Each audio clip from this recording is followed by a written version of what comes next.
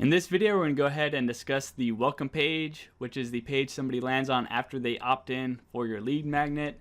And just like the opt-in page, this page is also optional. Like, you're not going to have a welcome page unless you have the opt-in page. But the reason for this welcome page is because most people won't consume your lead magnet, which isn't very good because you actually do want people to consume your lead magnet because it proves you know what you're talking about, and it also better qualifies the leads and prospects. So on this welcome page, you'll have a video that presents your lead magnet to the individual. So whether they go and they look at the PDF or not, they're still going to consume the lead magnet because they're going to watch your video. And in doing so, you're going to be able to introduce yourself and prove you're an authority and get people to want to work with you.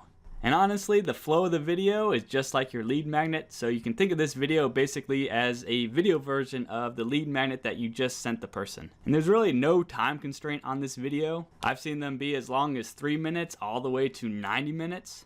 So it's as long as it needs to be in order to get people to know, like, and trust you and want to do business with you. And that's really all I have to say about the welcome page. It's a pretty simple page, but it basically forces somebody to consume your lead magnet.